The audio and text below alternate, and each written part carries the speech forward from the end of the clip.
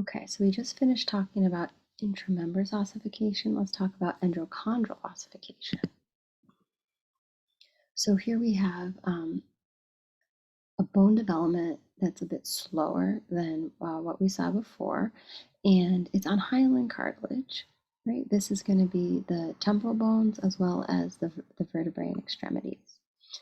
So there's a primary center and a secondary center when we talk about this, and the primary center forms in the diaphysis, okay, of the bone. If you think of a long bone, diaphysis, the cartilage that was there is destroyed and replaced with new bone.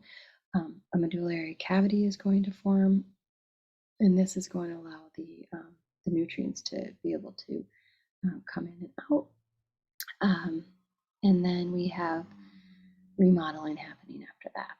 In the secondary center, it's going to be in the epiphysis, right? So it's the distal ends of the long bone.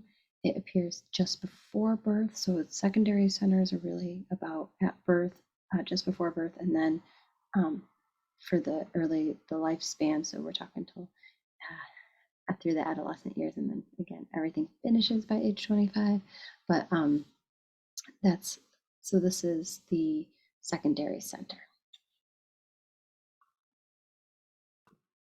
And just to be clear, right, the secondary centers are there from birth to adolescence.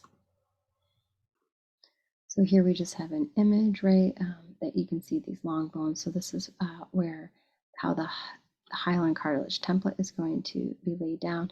And then at the distal ends, right, the secondary ossification centers exist. So you can see that darkening down here at the distal ends. So let's just look at this here. So this here is a bone collar.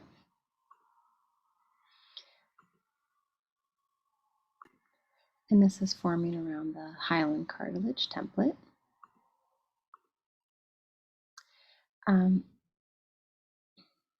Next here we have the development, which is it's called cavitation because it's going to be the hollowing out area inside the middle where the medullary cavity grows. So it's forming more of an opening than a collar, like that compact bone that's laying down. You're having more of that trabeculi development. Then we have the blood vessels going in and through to get to the interior cavity.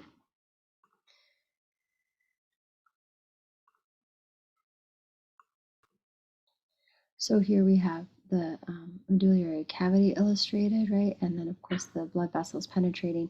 And the first time here we see the secondary ossification center in the epiphysis start to develop. In this last picture, we see that we have this is articular cartilage at the end of the long bone. We have our spongy bone in that secondary ossification center. This is our epiphyseal line, right? The line between the diaphysis and the epiphysis. The line here will remain, and bone will continue to lengthen by use of this cartilage, and our sponge bone here just on the outside of that medullary cavity.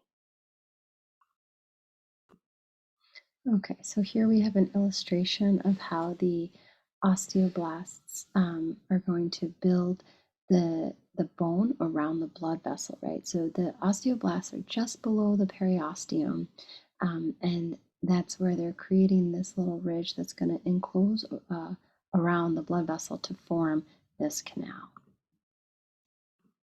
So here we see that tunnel beginning to form, right, in the periosteal edges here.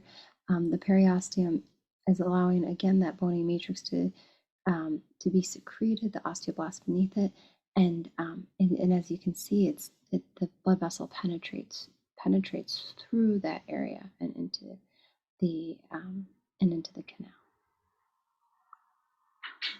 In this image here, we're going to see how the tunnel is transformed into the endosteum. So endosteum, right, meaning that the that it's a full circle, and that we have the bone surrounding it, right? So the whole the periosteum is surrounding the outside of the bone, and the endosteum is when all the bone is surrounding it.